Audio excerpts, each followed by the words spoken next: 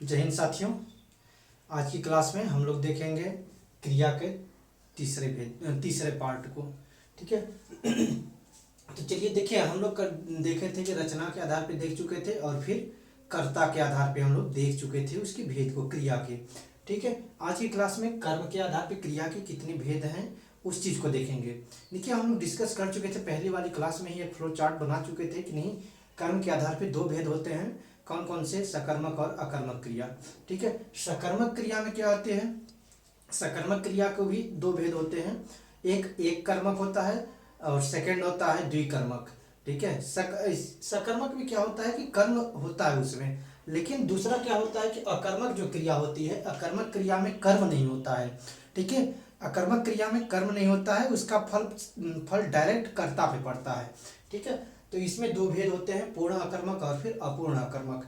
इसको हम लोग आज की क्लास में देखने जा रहे हैं, बेहतर ढंग से देखेंगे। इसके ट्रिक भी बताऊंगा आपको पहचानने की, आपके एग्जाम में अगर आ जाते हैं तो आप कैसे कर पाओगे। ठीक है। तो इन सब बातों पे आज की क्लास में चर्चा होगी, तो आप सब बिल्कुल ध्यान लगा के देखिएगा, वीडियो को शुरू से लास्ट तक देखिएगा। और फिर मुझे विश्वास है कि वीडियो आपको पूरी तरीके से बिल्कुल ढंग से अच्छे से बढ़िया से समझ में आ जाएगा, सारी टॉपिक इसमें से। ठीक है। देखिए, सबसे पहला था कि कर्म के आधार पर जो क्रिया है, क्रिया दो भाग में है। ठीक है। आपसे पूछा जाएगा कि कर्म के आधार पर क्रिया के कितने भेद हैं, तो दो भेद हैं। कौन कौन से? सकर्मक और अकर्मक। ठीक है। तो सकर्मक क्या होता है, इसको देखिए, परिभाषा तो डजन मैटर, कोई मैटर नहीं करता है, बट उसके जो एग्जाम्पल देकर के हमसे पूछा जाता है कि इसमें कौन सा कर्म है, इसमें कौन सी क्रिया है, सकर्मक है या अकर्मक है, तो फिर उस चीज़ें पहचाननी है। परिभाषा तो नहीं हमारे मैटर करता है ज़्यादा एग्जाम के पॉइंट ऑफ व्यू से ना। ठीक है। तो इसमें क्या था कि वह क्रिया जिसके साथ कर्म दिया हो, ध्यान से समझ लीजिएगा कि वह क्रिया जिसके साथ कर्म दिया हो उसे सकर्मक क्रिया कहते हैं ना। ठीक है। अब देखिए, एक पहचान का रूल बता दे रहा हूं जो सकर्मक और अकर्मक दोनों में काम करेगी, सबसे पहले ही बता दे रहा हूं। ठीक है। देखिए, ये जो सकर्मक और अकर्मक पहचानने का तरीका है, यहाँ पे हमने पहचान लिख दिया है। इसको आप एक बॉक्स में बना करके लिख सकते हो ऐसे। ठीक है। देखिए, सकर्मक क्रिया क्या होती है डियर, सकर्मक और अकर्मक कैसे पहचानेंगे सर, इस बात को हम लोग आज चर्चा कर लेते हैं। सबसे पहले देखिए, इसको सकर्मक और अकर्मक अगर पूछ लिया जाता है तो कैसे हम लोग पहचानेंगे। देखिए, सबसे पहले उसमें क्या और किसको, दो क्वेश्चन को करेंगे। कोई भी वाक्य हमको गिवन नहीं दिया हुआ है तो उसमें क्या करेंगे, क्या और किसको लगा करके प्रश्न करेंगे। अगर क्या और किसको प्रश्न लगा करके करते हैं तो उसमें से अगर एक भी क्वेश्चन का जवाब मिल जाता है तो वह क्या हो जाता है, सकर्मक क्रिया हो जाती है। अगर इसमें से दोनों क्वेश्चन करते हैं, अगर एक भी जवाब नहीं मिलता है तो वह क्रिया क्या होगी, अकर्मक क्रिया होगी। ध्यान रखिएगा इस बात का एक और, कि क्या का जो प्रश्न करेंगे ना, तो यह किसके लिए होगा, निर्जीव चीज के लिए होगा। क्या का प्रयोग किसके लिए होगा, निर्जीव चीज के लिए होगा। और फिर किसको का जब हम लोग प्रयोग करेंगे वाक्य में, किसको से प्रश्न पूछेंगे तो वह क्या होगा, सजीव के लिए प्रयोग होगा। ठीक है। ध्यान रखिएगा ये चीजें, ये नहीं कि हम निर्जीव वाले क्या लगाएं तो क्या से प्रश्न पूछ रहे हैं तो सजीव के लिए कर दे, तो फिर वह यानी कि आपका आंसर गलत हो जाएगा, आपका उत्तर गलत होने की संभावना बढ़ जाएगी। ठीक है। तो देखिए, एक दो एग्जाम्पल में हम ले लेते हैं सर। देखिए, वह सोता है, वह सोता है। अब आप इसमें इस क्वेश्चन को लगाइए, इसको लगाइए क्या को, वह क्या सोता है। आंसर मिल रहा है क्या? बोलिएगा कि नहीं मिल रहा है सर, बिल्कुल नहीं मिल रहा है। तो अगर नहीं मिल रहा है ऐसे कंडीशन में क्या हो जाएगा सर, अकर्मक क्रिया हो जाएगी। अगर आंसर नहीं मिलता है तो आपका कौन सी क्रिया होगी, अकर्मक क्रिया होगी। अब बताइए, वह हंस रहा है। अब इसी में पहले सोता वाले में लगा लीजिए कि वह किसको किसको सोता है, बताइए। क्या आंसर मिल रहा है? नहीं मिल रहा है, नहीं मिल रहा है, दोनों में से नहीं मिल रहा है, तो नहीं मिल रहा है दोनों का आंसर, तो क्या हो जाएगा, अकर्मक क्रिया हो जाएगी। ठीक है। वह हंस रहा है, दोनों को लगा के कीजिए, वह क्या हंस रहा है, आंसर नहीं मिला। वह किसको हंस रहा है, नहीं मिला। ठीक है। वह किसको हंस रहा है, तो नहीं मिला आंसर।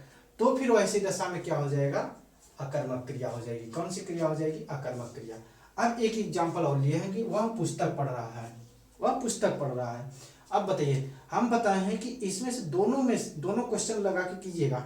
और फिर अगर एक भी आंसर मिल जाता है तो वह क्या हो जाएगा, सकर्मक क्रिया हो जाएगा।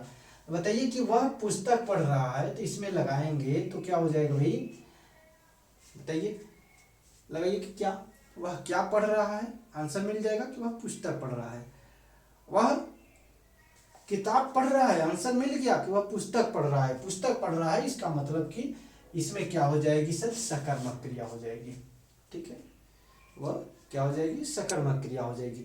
ध्यान रहिएगा, ध्यान में रखने हैं इस बात को, क्या और किसको, क्या का प्रयोग निर्जीव के लिए, किसको का प्रयोग सजीव के लिए। ठीक है, अब देखिए ये जो सकर्मक क्रिया थी इसको दो भेद हैं, कौन कौन से, एक कर्मक और द्विकर्मक। कौन कौन से हैं, एक कर्मक और द्विकर्मक भेद है। एक कर्मक का मतलब कि वाक्य में एक ही कर्म रहेगा, ठीक है, और द्विकर्मक का मतलब हो जाएगा कि वाक्य में दो कर्म दिए रहेंगे, दो कर्म गिवन रहेंगे। ठीक है, और फिर एक कर्मक में क्या होगा कि इन दोनों में से एक ही का जवाब मिलेगा। जब आप लगाएंगे ना क्वेश्चन में, आप यानी कि आपका जो वाक्य रहेगा, वाक्य में जब इसको आप लगा के क्वेश्चन करेंगे, प्रश्न करेंगे, तो इनमें से किसी एक ही का उत्तर मिलेगा, तो वह क्या होगा, एक कर्मक होगा। और फिर अगर दोनों का आंसर मिल जाता है, हमको दोनों का उत्तर मिल जाता है, तो वहां पे द्विकर्मक क्रिया होगी। ठीक है, द्विकर्मक क्रिया। अब देखिएगा उदाहरण में, सबसे पहले इसकी परिभाषा कि जहां क्या और किसको, क्या था कि जहां क्या और किसको, इसको ध्यान में रखिएगा, क्या और किसको में से एक ही प्रश्न का उत्तर मिलता है, वहां पे क्या होता है, एक कर्मक क्रिया होती है। फॉर एग्जाम्पल कि सीता ने भोजन पकाया। अब बताइएगा, सीता ने भोजन पकाया, इसमें सीता ने भोजन पकाया। अब आंसर क्वेश्चन कीजिए, सीता ने क्या पकाया। अब आंसर मिल रहा है कि भोजन पकाया। भोजन क्या है, निर्जीव है, भोजन क्या है, निर्जीव है। अब भोजन, अब बताइए सीता ने किसको पकाया, किसको पकाया, नहीं मिल रहा है आंसर, नहीं मिल रहा है, एक ही चीज का आंसर मिलेगा, तो वहां पे क्या होगा, एक कर्मक क्रिया होगा। अब दूसरा एग्जांपल था, मोहन ने सुरेश को पीटा। अब बताइए, मोहन ने सुरेश को पीटा, इसका मतलब क्या हो गया सर, कि एक लोग को पीटा। ठीक है, मोहन ने, आप क्वेश्चन कर लीजिए भाई, अगर ऐसे नहीं समझ में आता है तो, कि मोहन ने क्या पीटा, आंसर नहीं मिला। अब बताइए, मोहन ने किसको पीटा, तो सजीव के लिए आया, किसको, किसके लिए आएगा, सजीव के लिए आएगा। तो सुरेश तो सजीव है, भोजन तो निर्जीव था। ठीक है, सुरेश को पीटा, किसको पीटा, सुरेश को, तो आंसर मिला, एक ही चीज का आंसर मिलेगा, तो वहां क्या होगा, एक कर्मक क्रिया होगी। दोनों में से एक ही का आंसर मिलेगा अगर, तो वैसे दशा में क्या होगा, एक कर्मक क्रिया होगी। अगर दोनों में से दोनों का उत्तर मिल जाता है, दोनों क्वेश्चन करते हैं, अगर दोनों का आंसर मिल जाता है, दोनों का उत्तर मिल जाता है, तो वैसी कंडीशन में क्या होगा, द्विकर्मक क्रिया होगी। फॉर एग्जांपल आगे देखते हैं इसको, द्विकर्मक क्रिया को देख लेते हैं कि जहां क्या और किसको दोनों ही प्रश्नों का उत्तर मिल जाता है, वहां पे द्विकर्मक क्रिया होती है। ठीक है, बातें समझ में आती होगी कि यहाँ पे क्या है कि द्विकर्मक क्रिया क्या होती है, कि जहाँ पे एक, देखिए कोई आपको बिल्कुल इजी वे में बता रहा हूँ, किताबी लैंग्वेज में नहीं, बिल्कुल आपको समझने योग्य भाषा में बता रहा हूँ, कि आपको अगर क्वेश्चन पूछा जाता है तो आप गलत न कर पाए। ठीक है, देखिए जहाँ क्या और किसको दोनों ही प्रश्नों का उत्तर मिल जाता है, वहां पे क्या होता है, द्विकर्मक क्रिया होती है। जैसे कि सुरेश ने मोहन को पत्र लिखा। बताइए, अब आंसर क्वेश्चन कीजिए कि सुरेश क्या लिखा, तो तुरंत आंसर मिल जाएगा, पत्र। ठीक है, पत्र क्या था, निर्जीव था। ध्यान रखनी है बात, ये नहीं कि सर सजीव के लिए आ जाएगा, पत्र निर्जीव था। ठीक है, अब बताइए, मोहन ने किसको लिखा, किसको लिखा, तो बता दीजिएगा कि सॉरी, सुरेश ने किसको लिखा, मोहन को लिखा। तो मोहन को लिखा, तो मोहन तो सजीव था सर, आंसर मिल रहा है, सही सही बैठ रहा है। ठीक है, शूट कर रहा है, इसका मतलब कि यह क्या हो गया, द्विकर्मक क्रिया हो जाएगी। ठीक है, एक एग्जांपल और, माँ ने बच्चे को दूध पिलाया। अब बताइए, क्या पिलाया, दूध, दूध क्या था, निर्जीव। ठीक है, किसको पिलाया, बच्चे को। कितने कर्म थे, दो कर्म हो गए, बच्चा और दूध, मोहन और पत्र, कितने कर्म हो गए, 2 कर्म हो गए, इस वजह से यहाँ पे क्या हो गया, द्विकर्मक क्रिया हो गई। एक एग्जाम्पल और, उसने राहुल को पाठ पढ़ाया। अब बताइए क्या पढ़ाया, पाठ। पाठ कैसा होता है, निर्जीव होता है, ठीक है। उसने राहुल को, किसको पढ़ाया, राहुल को पढ़ाया। यहाँ भी एक कर्म हो गया, यहाँ पर भी एक कर्म हो गया, दैट मीन्स की यह द्विकर्मक क्रिया है। बातें समझ में आ गई। एग्जाम्पल तो ढेर सारे हो सकते हैं, बट इसके कॉन्सेप्ट क्लियर होने चाहिए, इसको सीखने चाहिए कि नहीं सर क्या है एक्चुअली में, ये चीज़ है क्या, इसको समझ में आने चाहिए आपको, ठीक है। कि एग्जाम में आते हैं तो हम कर पाएंगे कि नहीं, ठीक है। अगर देखिए आगे देखिएगा अकर्मक क्रिया, ठीक है, कौन सी, अकर्मक क्रिया। इसको देखिएगा, इसके 2 पार्ट हैं, 2 इसके भेद है, 2 टाइप से है। पहला टाइप से है कि पूर्ण, पहला क्या है, पूर्ण अकर्मक है, दूसरा क्या है, अपूर्ण अकर्मक है, ठीक है। इसको हम लोग अभी देखेंगे, पहले इसको देख लेते हैं अकर्मक क्या होती है। जहां कार्य का फल यानी कि क्रिया का फल, जो हम लोग कार्य करते हैं, कार्य करने का फल, कार्य का फल सीधा कर्म पे ना पड़ के सीधा कर्ता पे पड़ता है, कर्म पे ना पड़ के सीधा कर्ता पे पड़ता है, वहां क्या होती है, अकर्मक क्रिया होती है, ठीक है। यहाँ पे क्या था सर, वहां पे क्या था कि कर्ता पे नहीं पड़ रहा था, कर्म पे फल पड़ रहा था ना। लिखने का जो कार्य था उसका फल, उसका प्रतिफल किस पे पड़ रहा था, पत्र पे, और फिर मोहन पे पड़ रहा था, मोहन के लिए लिखा गया ना, ठीक है। आगे यहाँ पे था कि सीता ने भोजन पकाया, किस पे फल पड़ रहा था, भोजन पे, भोजन को पकाया जा रहा था भाई, ठीक है। यही बातें थी। अब अकर्मक क्रिया जिसपे, जहां कार्य का फल सीधा कर्ता पे पड़ता है, वहां अकर्मक क्रिया होती है। अब एग्जाम्पल के थ्रू समझते हैं। जैसे यहाँ पे हम लोग देखे थे कि वह सोता है। अब बताइए कि सोता है क्या, किसी इसमें कर्म था क्या, नहीं कर्म था। अब सोने का फल डायरेक्ट उस पे पड़ रहा है, वह पे, तो वह क्या हो जाएगा, वह करता था। यानी कि राम, ऐसे इसके जगह पे कोई क्रिया रख लीजिए, संज्ञा रख लीजिए, संज्ञा रख लीजिए कि जैसे कि राम सोता है, तो सोने का फल किस पे पड़ेगा, राम पे पड़ेगा भाई। तो राम क्या हो जाएगा, राम पे पड़ रहा है, तो ऐसे जो क्रिया होगी क्या होगी, अकर्मक क्रिया होगी, ठीक है। अब देखिए जहां क्या और किसको, दोनों में से, इस वाले इस वाले परिभाषा को आप अपने ध्यान में बैठा लेंगे।